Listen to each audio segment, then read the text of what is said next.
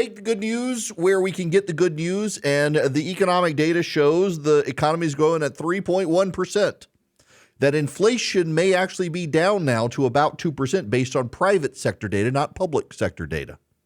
My mom texted me yesterday afternoon and said, if the economy is going so well, what about all the layoffs?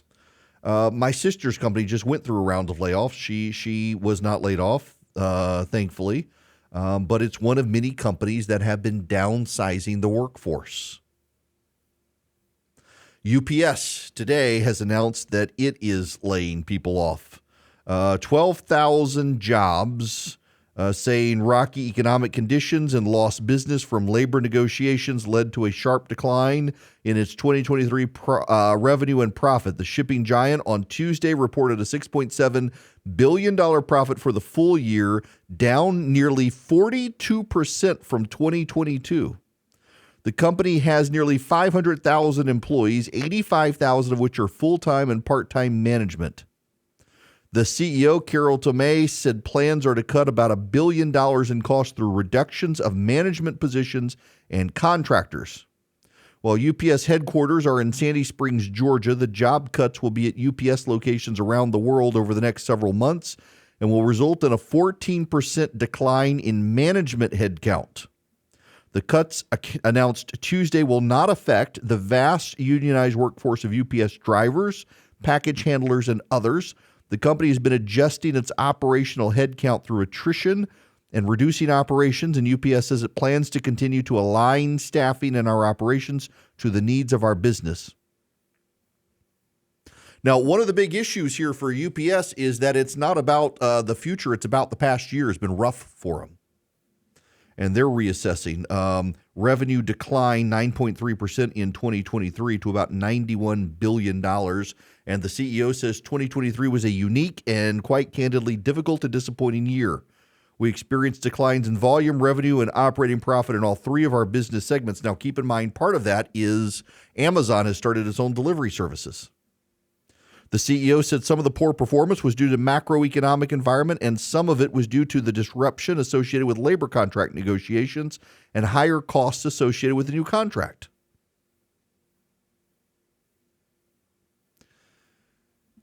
A lot of it is labor costs with unionized workers. Prices are going to go up, and they're going to hit mostly management, but they're not alone.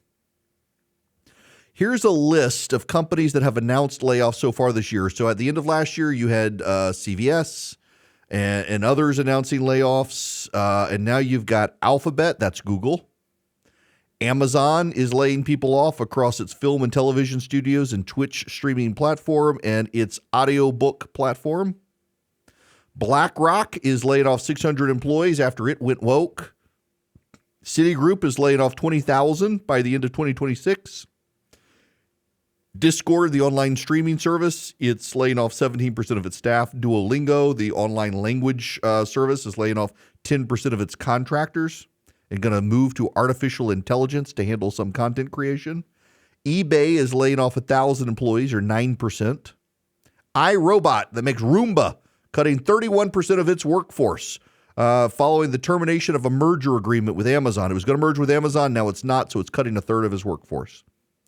Macy's is eliminating 2,350 store and corporate positions, or 3.5% of its workforce, excluding seasonal hires. Microsoft is cutting 1,900 employees, or 8% of its gaming staff. After last year's acquisition of Blizzard, this is less than 1% of its workforce.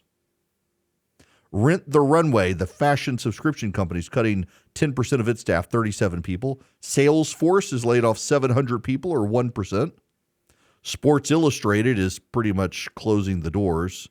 Massive layoffs there. 12,000 jobs at UPS, as I mentioned. 1,800 jobs at Unity Software.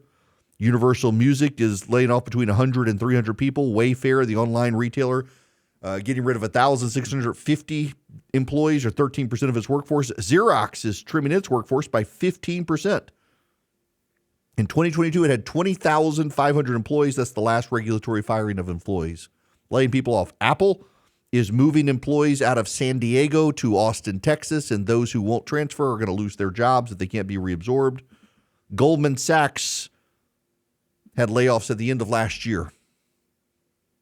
A lot of the layoffs that we're seeing right now are layoffs because businesses held on to employees because it was so hard to find employees, and they think now we're through the thick of it.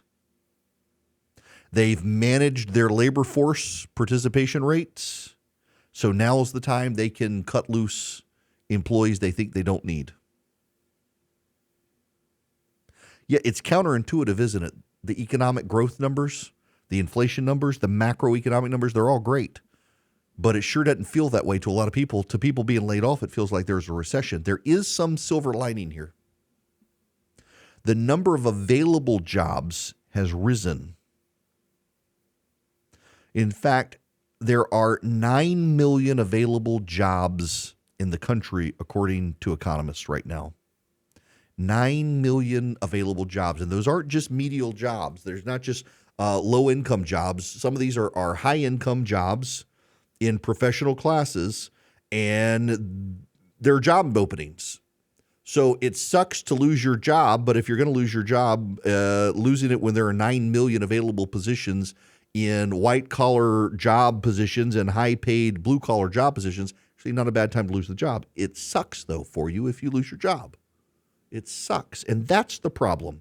And this is, if you were here for the beginning of the program, was making the case that neither side can say definitively they're going to win in November. It's going to be a very close election, a very low turnout, and very tight margins across 5 swing states. Joe Biden's path to win is about Trump's personality, but Trump's path to win is arguably easier than Biden's because it's about events.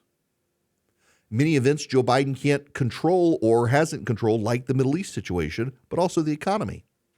The numbers sound real good. Wages are beginning to surpass inflation. Inflation is now coming down.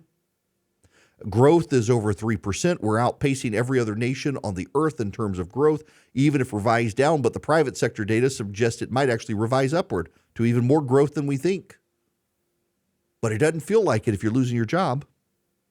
And it doesn't feel like it yet if your wages might be going up, but they haven't actually kept up with inflation yet. It doesn't feel like it. And that's Biden's problem that he has going into the November election.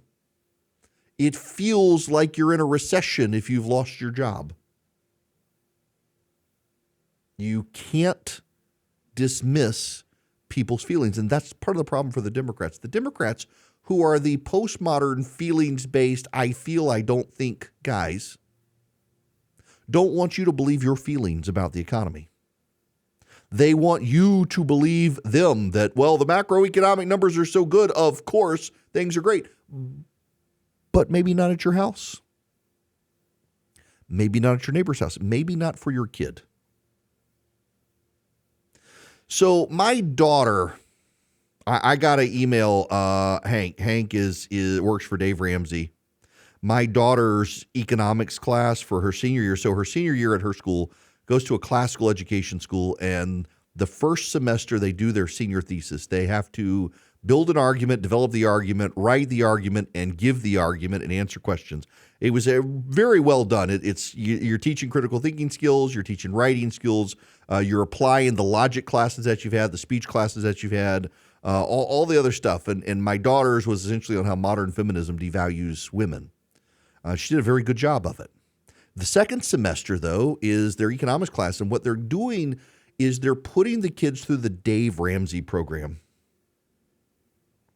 And she's asking all these questions. She came home last night. She's like, why on earth do apartments tell you that it's $1,000 a month in rent, but they don't tell you all the fees involved? There's the pet fee involved. There's the deposit. There's the first month's rent. She says, I got to figure all this stuff out. I got to do a budget for my class. And this is blowing my mind that it's so much more expensive than I thought. And some places you got to pay for parking. Some places you don't. Some places have security. Some places don't. And what about a house and a mortgage? And oh my gosh, did you know this is how interest rates are? It's kind of funny to listen to her come home and complain about this stuff. And what do I do last night was, what do I do about furniture?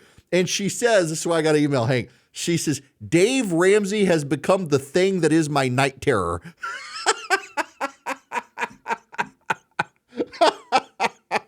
She says, I wake up in the middle of the night and hear Dave Ramsey say, don't put it on a credit card. Pay cash. But she's having to learn that this real world stuff and jobs and what do I do about jobs and how much money am I going to make? And oh my gosh, taxes. Dad, did you know that your take home pay is so much? Yes, child, I know. That's why I'm a Republican. It's very funny to hear her come home now every day. Or the text message, she's listening right now in all caps. Pay in all cash, she says. Pay in all cash. Yesterday, it was in all caps. Let's see. No, where is this? No, I gotta find the group chat with my wife. Yesterday, she was all fired up about just the basic cost of a futon. Yes. I need a futon or something because there's not a guest room. And if someone wants to stay over, they can't just sleep on the couch because then they'd have to sleep in the bed if the futon was my bed. And I don't want people sleeping in my bed because people are gross and I'm poor. Why is a futon so expensive? What utilities do I need to pay for? How do I afford furniture? The further and further we get into this econ and senior seminar class, the more I understand those people who live with their parents until they're 50. You know, reality here is if you're having to take care of your kids, and a lot of Americans are, it doesn't matter how well I tell you the economy is doing. It doesn't matter how great it is that there are lots of jobs available out there.